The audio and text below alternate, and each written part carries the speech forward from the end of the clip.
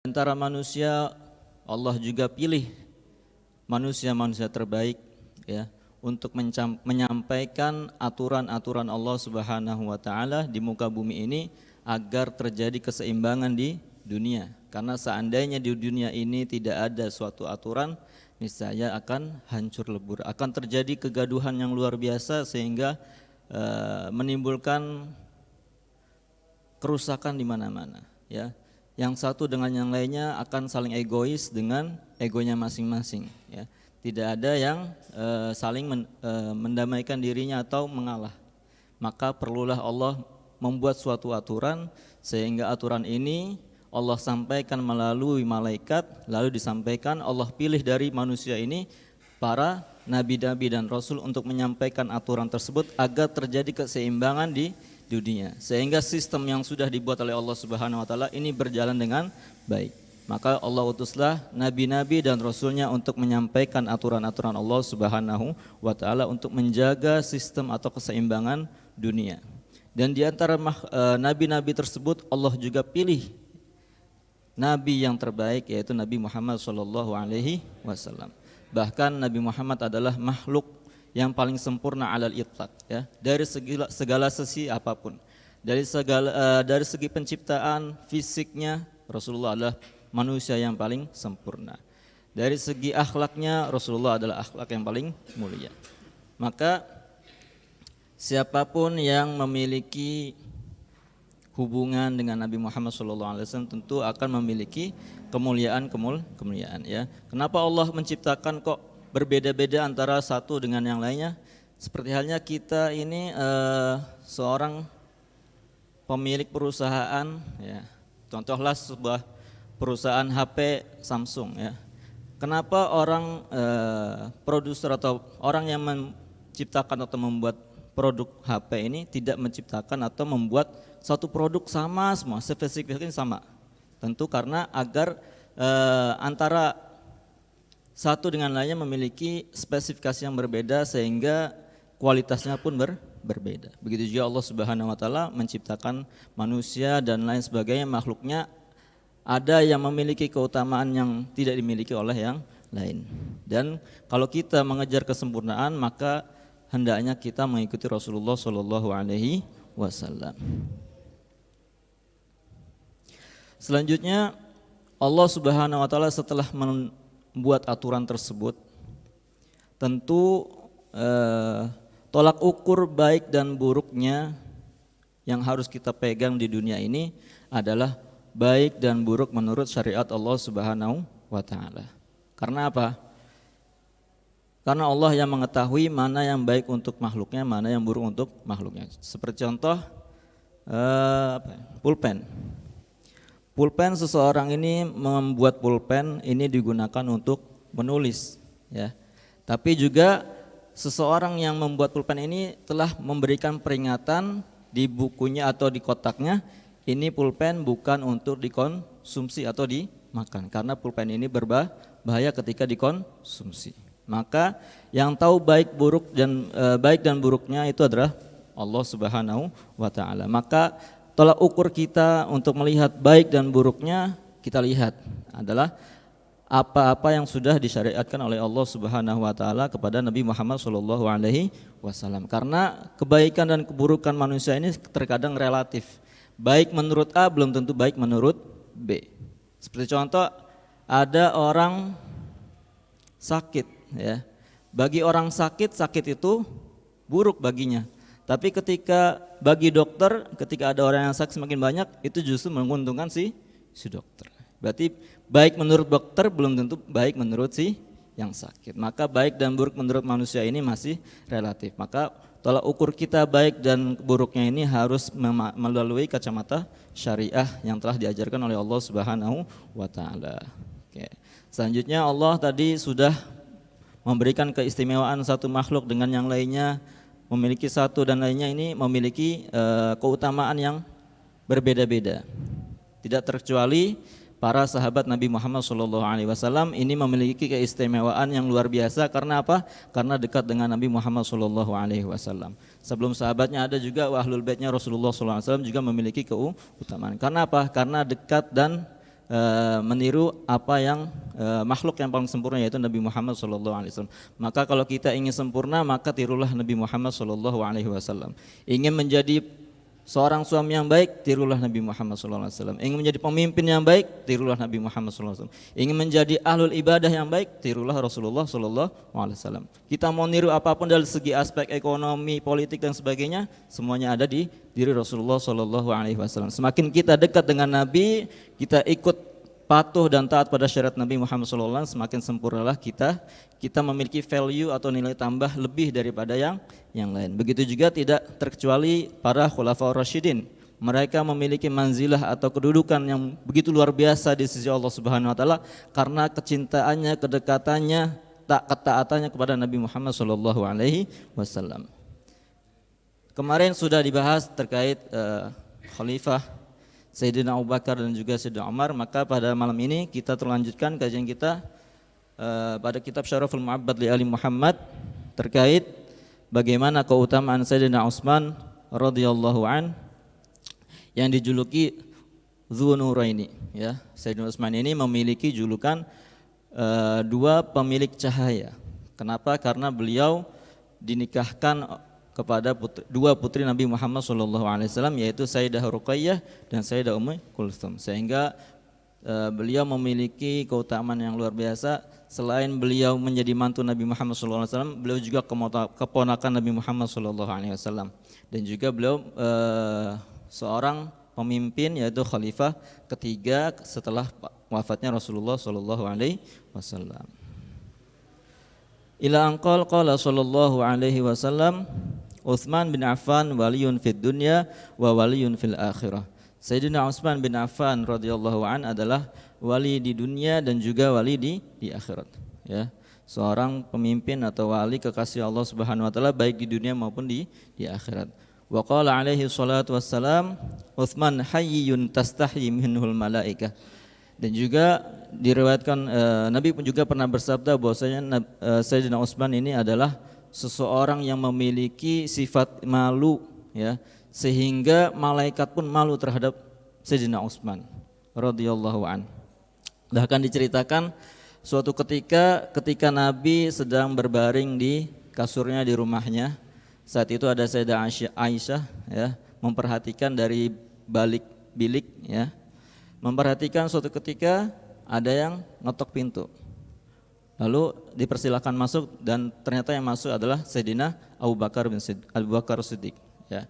Lalu Rasulullah mempersilahkan Sayyidina Abu Bakar duduk, lalu menyampaikan hajatnya dan seterusnya. Akhirnya kembali. Begitu juga selanjutnya datang juga Sayyidina Umar, ya. Rasulullah saat itu ketika berbaring ini, gamisnya ini tersingkat sampai terlihatlah betis beliau. Dalam riwayat paha beliau, tapi yang paling asal adalah betis beliau terlihat, ya. Sehingga ketika Sayyidina Abu Bakar masuk, ini Rasulullah enggak merubah posisi duduknya. Lalu Sayyidina Umar juga begitu. Ketika Sayyidina Umar masuk, Rasulullah masih tetap dalam posisi berbaring tersebut tanpa merubah posisinya. Tapi ketika yang ketiga Sayyidina Utsman masuk, Rasulullah langsung duduk, merapikan gamisnya, lalu masuklah, diizinkanlah Sayyidina Utsman untuk masuk. Sehingga ketika mereka sudah menyampaikan hajatnya kepada Rasulullah SAW, Sayyidah Aisyah ini yang memperhatikan dari awal tadi, akhirnya bertanya kepada Rasulullah, "Ya Rasulullah, aku perhatikan ketika engkau tadi Sayyidina Abu Bakar masuk, engkau tetap dalam posisi berbaring. Sayyidina Umar masuk, engkau juga dalam kondisi berbaring. Tapi ketika Sayyidina Utsman masuk, kenapa engkau langsung membetulkan posisimu langsung duduk?" Maka Rasulullah SAW mengatakan, "Ala astahyi min rajulin tastahyi minhul malaikah." Tidaklah aku juga malu, ya, terhadap seseorang yang mana malaikat pun malu terhadap orang tersebut, ya. Karena di riwayat lain diriwayatkan, seandainya Sayyidina Utsman ini masuk lalu posisiku masih dalam keadaan berbaring, ya, aku khawatir ketika Sayyidina Utsman ini melihatku dalam keadaan seperti itu, Sayyidina Utsman malu, akhirnya tidak jadi menyampaikan hajatnya, ya. Ini adalah bagaimana malunya Sayyidina Utsman sampai malaikat pun malu terhadap beliau radhiyallahu anhu. Wa qala sallallahu alaihi wasallam, "Utsman ahya ummati wa akramaha." Sayyidina Utsman adalah orang yang paling pemalu dari umatku.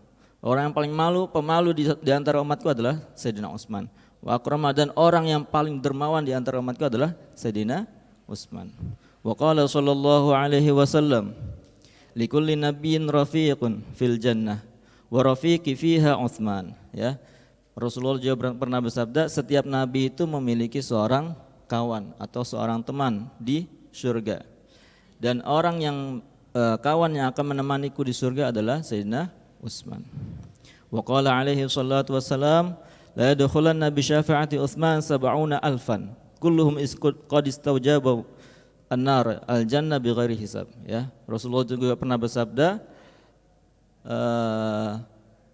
Sayyidina Utsman ini bisa mensyafaati 70 ribu orang untuk masuk surga tanpa hisab. Ya, dengan syafaat Sayyidina Utsman, satu orang bisa mensyafaati 70 ribu umat Nabi Muhammad untuk masuk surga tanpa hisab. Di mana 70 ribu ini sebelumnya sudah tercatat bahwasanya sudah masuk list dia akan masuk neraka. Tapi dengan syafaatnya Sayyidina Utsman, orang-orang tersebut bisa dilepaskan atau keluarkan dari api neraka sehingga masuk surganya Allah Subhanahu wa taala. Wa qala sallallahu alaihi wasallam, la yadkhulunal jannata bi syafaati rajulin min ummati aktsar min Bani Tamim. Dan juga di riwayat lain mengatakan ada satu orang dari umatku yang bisa memasukkan surga para umatku lebih banyak daripada Bani Tamim. Wa qala al-Munawi qila huwa Utsman. Yang dikatakan bahwasanya yang dimaksud orang tersebut adalah Sayyidina Utsman. Ya, tentu Sayyidina Utsman ini tidaklah mendapatkan begitu banyak manzilah kecuali karena beliau telah menjaga bagaimana hubungannya dengan Allah Subhanahu wa taala. Dan apapun ya yang antum jaga, ini juga ada suatu kata, ketika kita menjaga sesuatu, menjaga hubungan kita dengan Allah Subhanahu wa taala, pasti Allah akan melakukan hal yang sama dengan makhluknya. Maksudnya apa? Ketika dikisahkan bagaimana Sayyidina Umar bin Khattab radhiyallahu anhu ini adalah orang yang paling takut kepada Allah Subhanahu wa taala. Ya, sehingga sampai-sampai setiap malamnya itu Sayyidina Umar ini selalu menangis kepada Allah Subhanahu wa taala, saking takutnya kepada Allah Subhanahu wa taala, khasyatan minallah ya. Sampai terlihatlah di kelopak matanya nih hitam ya, karena saking seringnya menangis. Karena ketakutannya Sayyidina Umar kepada Allah Subhanahu wa taala, maka Allah pun berikan makhluk itu takut kepada beliau. Bahkan di suatu hadis diceritakan, wahai Umar, seandainya engkau lewat satu lembah ya, lalu ada setan pengen lewat, niscaya setan itu akan lewat lembah yang lain sehingga tidak ketemu dengan Sayyidina Umar. Ya. Begitu juga bagaimana Sayyidina Utsman bin Affan radhiyallahu an, ini bagaimana rasa malunya kepada Allah Subhanahu wa taala, takut melakukan kemaksiatan dan sebagainya sehingga malaikat pun akhirnya malu kepada Sayyidina Utsman. Irhamu man fil ardi yarhamukum fis sama. Begitu juga bagaimana kita seandainya kita mengasihi orang lain, suatu saat kita juga akan dikasihi oleh orang lain. Kalau kita karena al jaza min jinsil amal ya, karena balasan itu sesuai dengan amal yang kita lakukan. Kalau kita suka gibahin orang, suatu saat kita akan digibahi. Kalau kita suka menyusahin orang, suatu saat juga kita akan disusahi. Al jaza min jinsil amal. Karena kebaikan itu sesuai dengan amal perbuatan yang kita lakukan. Kalau kita ingin dibaiki, maka berbuat baiklah kepada orang lain. Ya, niscaya orang lain pun akan berbuat baik kepada kita. Jadi hendaknya kita menjaga bagaimana hubungan kita kepada Allah Subhanahu wa taala sehingga Allah pun akan melakukan hal yang sama terhadap makhluknya. Wa qala alaihi salatu wassalam, dan juga Rasulullah pernah bersabda, likulli nabiyyin khalilun fi ummati. Setiap nabi ini memiliki khalil atau kekasih atau sahabat ya dari umatnya. Wa inna khalili Utsman bin Affan, dan kekasihku atau sahabatku yang paling aku cintai adalah Sayyidina Utsman bin Affan ya. Jadi ada juga dikatakan oleh Syekh Ibrahim Al-Bajuri ya. Di sana beliau membedakan antara Shadiq, Habib dan Khalil ya. Kalau Shadiq itu adalah teman di mana ketika kita senang dia pun ikut senang. Ketika kita susah, dia ikut susah. Hanya sebatas itu. Tapi ketika Khalil ini adalah orang yang senang dengan ketika kita senang, sedih ketika kita sedih, dan juga tampak kecintaan darinya tampak dari raut wajahnya ya. Bagaimana kecintaan dia juga terhadap kita. Dan yang terakhir ada Habibullah. Habibullah ini lebih tinggi lagi dari Khalil ya.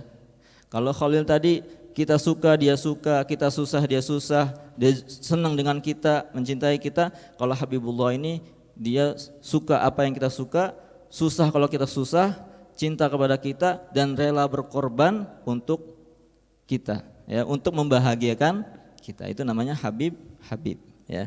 Jadi ada Shadiq, Khalil, dan Habib. Maka di sini khalilu ummati, likulli nabiyyin khalilun fi ummatihi. Setiap nabi memiliki khalil atau orang yang dicintai atau sahabat atau teman dari umatnya. Maka inna khalili Utsman bin Affan. Sayyidina Utsman adalah khalil Rasulullah sallallahu alaihi wasallam. Dan juga dikatakan waqala sallallahu alaihi wasallam, Allahumma rda an Utsmana fa inni anhu radin.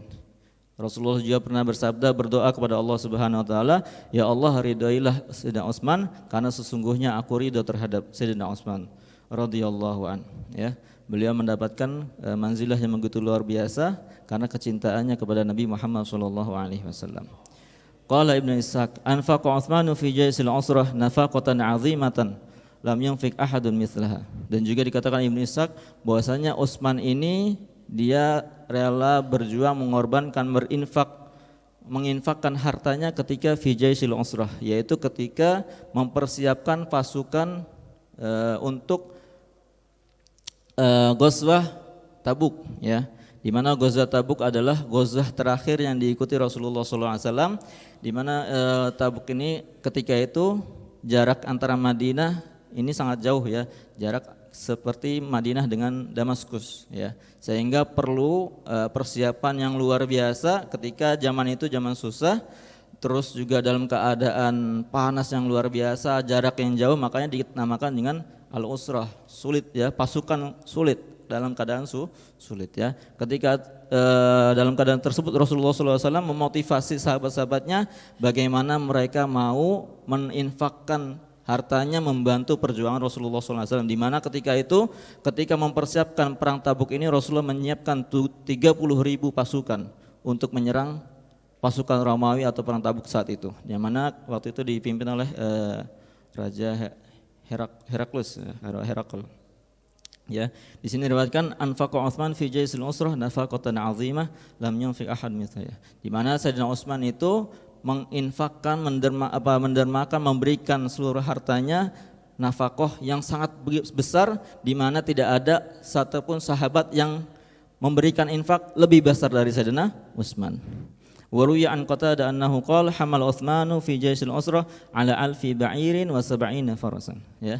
Dan diriwayatkan dari Qatadah bahwasanya ketika itu Sayyidina Utsman membawa ya, menginfakkan hartanya untuk membantu pasukan usrah untuk perang Tabuk itu sebanyak 1.000 ba'ir atau 1.000 unta ya, dan juga 70 kuda ya. Unta ini kalau sekarang mungkin 10.000 real ya, bisa jadi 45 juta atau 50 juta. Ini ada 1.000 unta. Berarti bayangkan berapa miliar yang disumbangkan oleh Sayyidina Utsman. Ini onta bukan onta kosong doang. Di pelananya atau di punduknya sudah diberi barang-barang makanan dan sebagainya penuh ya. Begitu juga 70 kuda. Kudanya kuda-kuda yang terbaik, kuda-kuda perang ya. Ini juga disiapkan oleh Sayyidina Utsman, diinfakkan untuk membantu bagaimana perjuangan atau untuk Ghazwatut Tabuk tersebut. Dimana kalau sekarang harga kuda ya, kuda tarung ini bukan kuda biasa ya, kuda yang biasa digunakan untuk berperang ya, lengkap dengan pelananya dan lain sebagainya. Maka ini adalah makanya Sayyidina Utsman ini mendapatkan kemuliaan yang luar biasa karena tadi sifat malunya, bagaimana dermawannya ya, tanpa pikir panjang langsung ketika Rasulullah SAW memberikan nasihat atau motivasi siapa yang menjahaz jaishal usrah ya, diriwayatkan Rasulullah ini mendoakan atau motivasi sahabat, siapa yang menyiapkan pasukan usrah atau jaishul usrah, pasukan usrah, maka falahul jannah, maka dia akan mendapatkan surga. Sayyidina Abu Bakar menyumbangkan hartanya, Sayyidina Umar juga, semua sahabat, tapi tidak ada yang melampaui ketika itu selain melebihi apa yang diinfakkan oleh Sayyidina Utsman bin Affan. Wa an Hudzaifah bin al-Yaman, an Utsman radhiyallahu anhu jaa yauma idzin bi 10,000 dinar, ya. Dan juga diriwayatkan dari Hudzaifah bin al-Yaman bahwasanya Sayyidina Utsman itu saat itu ketika menginfakkan hartanya untuk membantu pasukan Usrah, beliau memberikan 10.000 dinar. 10.000 dinar, ya. Fasubbat baina yadayhi sallallahu alaihi wasallam, diberikan kepada Rasulullah sallallahu alaihi wasallam. Faja'ala sallallahu alaihi wasallam yaqulu bi yadihi wa yuqallibuhu dhahran li batin wa yaqulu ghafarallahu laka ya Utsman ma asrata wa ma a'lanta wa ma huwa kainu ila yaumil qiyamah ma yubali Utsman ba'daha, ya. Sampai diberikanlah 10.000 dinar, ya. Di mana kalau saya cek tadi 1 dinar itu di zaman Rasulullah sallallahu alaihi wasallam itu setara dengan 2,2 juta, ya. Ini ada 10.000 dinar. 1.000 dinar berarti 2,2 M. Ini 10.000, berarti berapa tuh? Ya, banyak banget ya. Berapa ratus M itu ya, diberikan cuma-cuma untuk membantu perjuangan Rasulullah SAW. Bagaimana lihat sahabat totalitasnya dalam bersedekah, berinfak kepada Rasulullah SAW untuk perjuangan Rasulullah SAW. Sampai Rasulullah menghitung-hitung, membalik tangannya, lalu berkata kepada Allah, ghafarallahu laka ya Utsman ma asrata wa ma a'lanta, ya semoga Allah mengampuni kamu ya wahai Utsman, apapun yang kamu sembunyikan, apapun yang kamu lakukan dalam secara diam-diam ataupun kamu secara terang-terangan, wa ma huwa kainun ila yaumil qiyamah, dan apapun yang terjadi padamu sampai hari kiamat, ma yubali Utsman ba'da, sungguh tidak akan membahayakan dirimu wahai Utsman, ya. Karena tadi totalitasnya dalam berinfak membantu perjuangan Rasulullah SAW, mendapatkan doa falahul jannah. Pertama, dia sudah mendapat jaminan surga. Sudah dapat jaminan surga, dia didoakan oleh Nabi Muhammad SAW mendapatkan ampunan apapun yang dilakukan. Mau itu terang-terangan, mau sembunyi-sembunyi, apapun yang dilakukan. Seandainya ya Sayyidina Utsman ini melakukan suatu hal yang tidak baik, ya, itu Nabi Muhammad SAW sudah mendoakan agar Sayyidina Utsman diampuni oleh Allah Subhanahu wa taala, ya.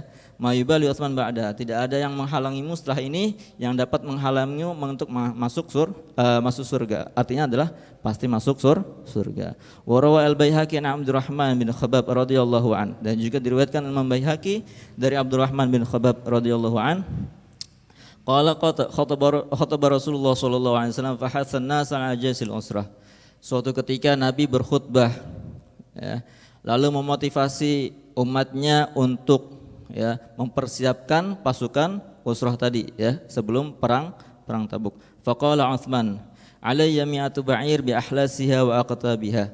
Ya Rasulullah, aku memiliki 100 onta lengkap dengan isinya, makanan dan lain sebagainya. Tsumma nazala mirqatan ukhra minal minbar fa hasan nas faqala Utsman alayya mi'atu ba'ir ukhra bi ahlasiha wa aqtabiha. Lalu Rasulullah SAW turun, lalu masih memberikan motivasi, siapa lagi yang mau menginfakkan atau membantu pasukan usrah ini, ya. Turun dari mimbar satu tingkat, lalu Utsman kembali mengangkatkan tangan, ya Rasulullah, saya punya 100 onta lengkap dengan semua isi-isinya, saya dermakan lagi 100 sampai 200.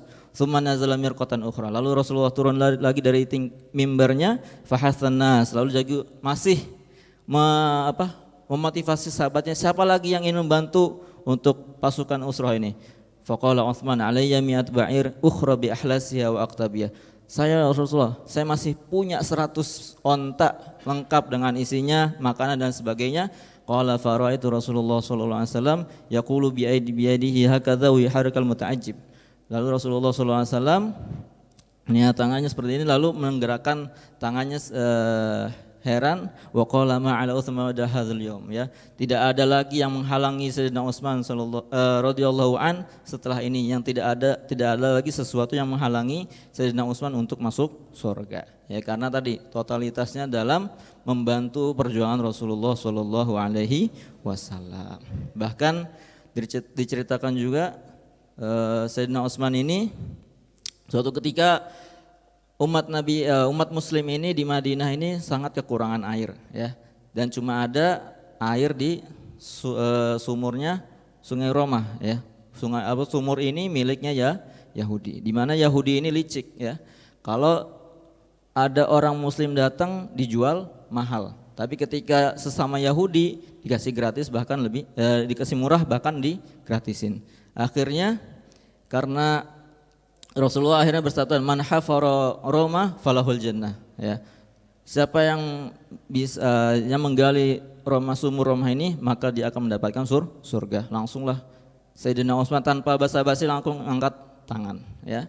Karena kita perhatikan bagaimana sahabat itu selalu jeli melihat kesempatan atau peluang-peluang yang diberikan oleh Rasulullah SAW. Bagaimana melihat peluang itu langsung, ya, langsung menjadi orang yang paling pertama, bagaimana dia menjadi orang terdepan ketika dalam kebaikan. Maka ketika ditawarkan man hafara biro Roma falahul jannah, siapa yang menggali atau memperluas sungai Roma, maka baginya surga. Langsung tanpa mikir lagi Sayyidina Utsman maju bilang ke Yahudi, ini bukan lagi dibeli airnya, tapi saya pengen beli sumur kamu. Kira-kira berapa harga sumurnya ini?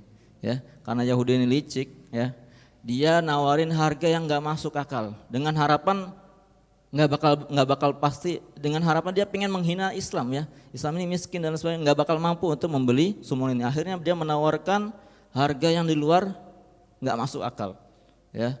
Dia menawarkan untuk membeli sumur tersebut 20 dinar, ya.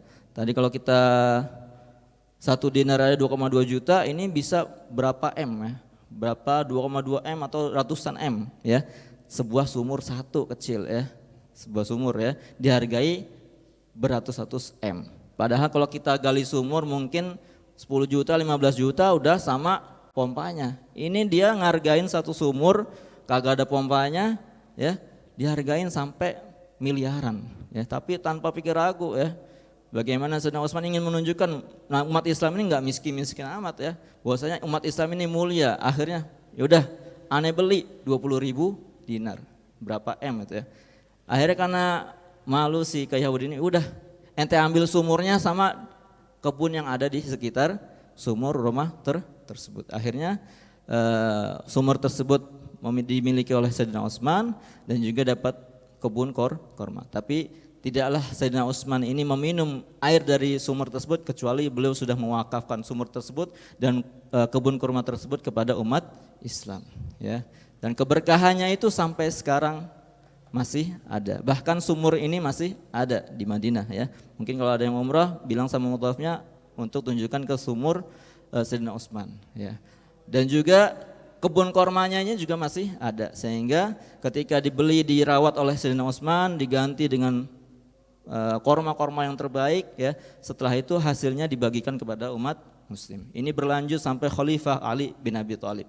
Ya, ketika Sayyidina Utsman wafat, ini juga masih dirawat oleh Sayyidina Ali bin Abi Thalib.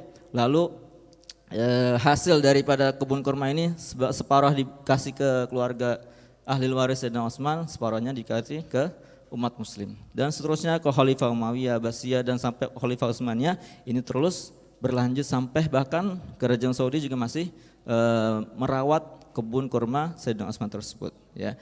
Dan ini bahkan Anda dapat cerita Sayyidina Utsman ini punya rekening, ya. Zaman sekarang punya rekening. Jadi di zamannya karena sudah nggak ada keluarganya, jadi harta atau hasil daripada kurma ini, ya, dimasukkan ke rekening atas nama Utsman bin Affan, ya. Beliau sudah wafat berapa ribu tahun yang lalu, 1400 tahun lalu, tapi masih memiliki keberkahan sampai saat ini. Ini juga sebuah pelajaran yang diberikan oleh Sayyidina Ali, bagaimana kalau kita punya harta waris, ya, kalau bisa itu jadikan hal yang produktif. Jangan langsung dibagi-bagi, ya. Ada satu harta, mungkin tanah, itu kita tanemin kebun, ya, tanemin pepohon atau apapun yang menghasilkan, di mana hasilnya nanti dibagi untuk ahli waris, sehingga tiap bulan ada income pasif, ya. Ya, tidak hanya jangan dibagi-bagi udah kelar, akhirnya tanahnya dijual dan sebagainya, udah kita nggak ada pemasukan lagi. Kalau bisa nanti ahli warisnya ngumpulin hartanya, ada sebagian harta ini dimanfaatkan bagaimana nanti ketika harta tersebut ini dimanfaatkan hasilnya dibagi rata untuk ahli waris sehingga dia punya income pasif income ya. Ini juga pelajaran yang harus kita terapkan, ini bagus ya. Waqad warada fi haqqi thalatha qaulu sallallahu alaihi wasallam, dan juga telah ada sebuah riwayat yang menceritakan bagaimana hak atau hak keistimewaan 3 khalifah tersebut.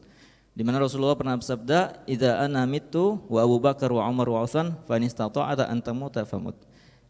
Suatu ketika seandainya aku mati, Sayyidina Abu Bakar mati, Sayyidina Umar mati, udah Utsman mati, fa in istata'ta, seandainya kalian mampu untuk mati maka wafatlah. Maksudnya apa? Ketika setelah wafatnya Sayyidina Utsman ini mulailah timbul fitnah yang luar biasa di antara umat muslim ya. Setelah terbunuhnya Sayyidina Utsman oleh kaum Khawarij ini timbullah fitnah yang luar biasa ya. Maka Rasulullah menganjurkan seandainya boleh nih kita mati setelah khalifah setelah Rasulullah wafat, Sayyidina Abu Bakar wafat, Sayyidina Umar wafat, Sayyidina Utsman wafat, kalau kita diperbolehkan mati itu lebih baik ya, daripada hidup di zaman setelah saya itu. Ini hanya pengandaian ya. Karena setelah itu banyak sekali fitnah yang luar biasa yang menimpa umat Islam, terjadi fitnah yang luar biasa. Itu adalah radhiyallahu an Utsman, bagaimana akhlak beliau, kepemimpinan beliau, kedermawan beliau, sehingga Allah pun memberikan balasan yang luar biasa, memberikan kedudukan yang luar biasa kepada Sayyidina Utsman.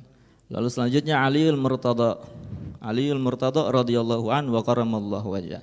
Selanjutnya kita membahas tentang bagaimana keutamaan ya Sayyidina Ali Al-Murtada ya, yang mana Sayyidina Ali ini mendapatkan julukan karamallahu wajhah. Ya, semoga Allah memuliakan wajahmu ya. Ini hanya satu-satunya sahabat yang mendapatkan julukan karamallahu wajhah ya, yaitu Sayyidina Ali bin Abi Thalib ya. Kenapa beliau mendapatkan julukan tersebut karamallahu wajhah? Karena diriwayatkan bahwasanya Sayyidina Ali ini dari kecil, bahkan di dalam kandungannya ini beliau tidak pernah menghadap ke berhala.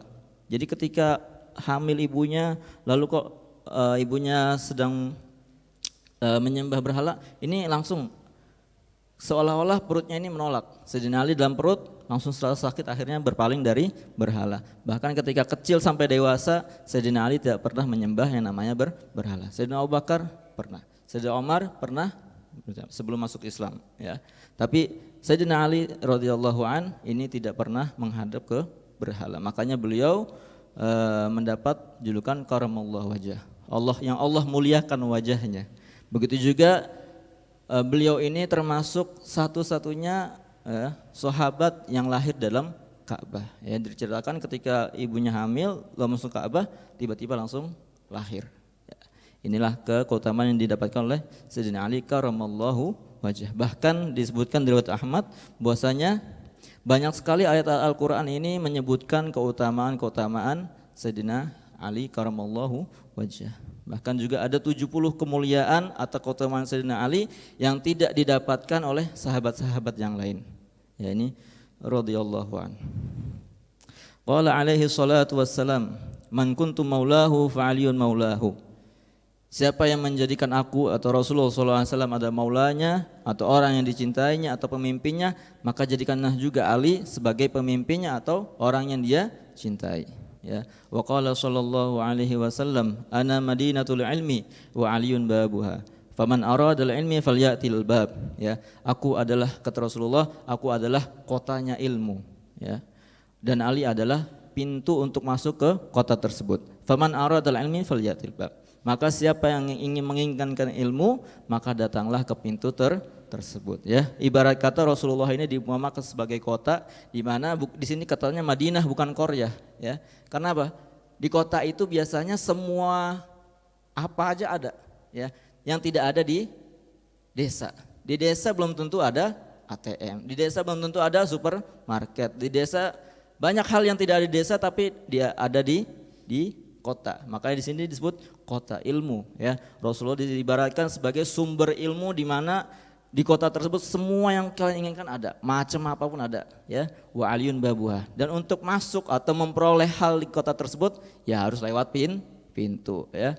Untuk masuk ke dalam kota atau masuk ke dalam rumah juga harus lewat pintu. Kalau nggak lewat pintu ya gimana? Nggak bisa ya. Maka faman aradal ilma falyatil bab. Maka siapa yang menginginkan ilmu maka hendaknya mendatangi pintu tersebut. Siapa yang menginginkan ilmu, karena Sayyidina Ali ini luar biasa diberikan oleh Allah Subhanahu wa taala kecerdasan yang luar biasa. Maka siapa yang menginginkan ilmu hendaknya datang ke Sayyidina Ali radhiyallahu anhu. Wa qala sallallahu alaihi wasallam, ana darul hikmati wa aliyun babuha. Dan juga Rasulullah pernah bersabda, aku adalah rumahnya kebijaksanaan dan Ali adalah pintunya. Maka siapa yang ingin memiliki kebijaksanaan hendaknya belajar dari Sayyidina Ali ya. Bagaimana kalam-kalam hikmahnya, wasiat-wasiatnya Rasulullah kepada Sayyidina Ali, dan juga bagaimana Sayyidina Ali ini memutuskan suatu hukum ini bijaksana. Maka kalau kita ingin bijaksana hendaknya kita berguru atau mencari atau mempelajari apa yang sudah diajarkan oleh Sayyidina Ali radhiyallahu anhu wa karamallahu wajhah. Wa qala sallallahu alaihi wasallam, khairu ikhwani Ali wa khairu amami Hamzah. Rasulullah bersabda, sebaik-baiknya saudaraku adalah Sayyidina Ali ya. Jadi Sayyidina Ali adalah saudara atau sepupunya Rasulullah sallallahu alaihi wasallam, Ali bin Abi Thalib. Dan Abi Thalib ini adalah paman dari Rasulullah sallallahu alaihi wasallam, punya anak namanya Ali. Berarti Rasulullah dengan Sayyidina Ali adalah sepupuan ya. Dan sebaiknya sepupu itu adalah kata Rasulullah, sepupuku adalah Sayyidina Ali. Wa khairu amami Hamzah. Dan sebaik-baiknya paman adalah Sayyidina Hamzah. Wa qala sallallahu alaihi wasallam, Aliun akhi fid dunya wal akhirah. Rasulullah juga pernah bersabda bahwasanya Sayyidina Ali adalah saudaraku ya, itu baik di dunia maupun di akhirat.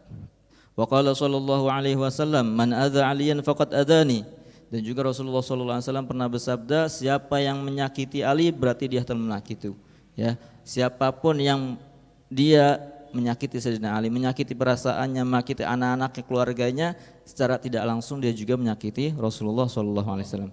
Wa qala alaihi salatu wassalam, man sabba aliyan faqad sabbani wa man sabbani faqad sabballah ya. Rasulullah juga bersabda, siapa yang mencaci Sayyidina Ali berarti dia telah mencaciku, dan siapa yang mencaciku dia telah mencaci Allah Subhanahu wa taala. Maka kalau ada orang yang mencaci sahabat atau Sayyidina Ali radhiyallahu an, berarti dia telah mencaci Allah Subhanahu wa taala. Masuk dalam kategori menistakan agama. Ya, hati-hati. Wahina istakhlafahu 'alal Madinah wallahu ta'ala a'lam bissawab ya. Semoga dengan apa yang sudah kita bacakan, bagaimana kita melihat bagaimana sahabat ini pintar dalam melihat sebuah peluang dan tidak menyia-nyiakan peluang tersebut, apalagi dalam sebuah kebaikan di mana mereka saling berlomba-lomba untuk menjadi orang pertama yang melakukan kebaikan yang telah diajarkan oleh Nabi Muhammad SAW. Sebagaimana diriwayatkan pernah juga diriwayatkan oleh Imam Bukhari bahwasanya Nabi pernah bersabda bahwasanya dari umatku ini ada 70.000 orang yang masuk surga tanpa hisab. Lalu Ukasyah berdiri ya. Ya Rasulullah, doain ana masuk daripada 70.000 itu ya. Lalu Ukasyah minta kepada Rasulullah agar doakan dimasukkan dalam golongan 70.000 orang yang masuk surga tanpa hisab. Anta minhu. Dekat Rasulullah, ente juga masuk termasuk dari 70.000. Lalu ada sahabat lagi berdiri, ya Rasulullah doain aku juga. Lah jatah ente udah direbut oleh Ukasyah. Bagaimana ya sahabat ini berlomba-lomba dalam hal kebaikan. Bisa jadi ya kesempatan atau peluang itu bisa jadi terjadi kepada siapapun ya. Mungkin juga sudah memang ditakdirkan untuk Ukasyah. Tapi bagaimana lihat sahabat ini melihat peluang ini, bagaimana dia menjadi orang pertama yang mendapatkan peluang tersebut ya. Radhiyallahu wa anhum ajmain.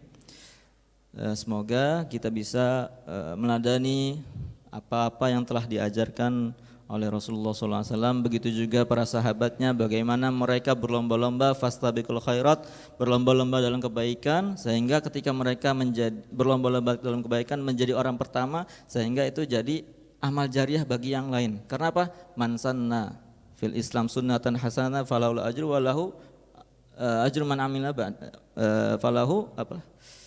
Ajru man amila ba'dahu, ya.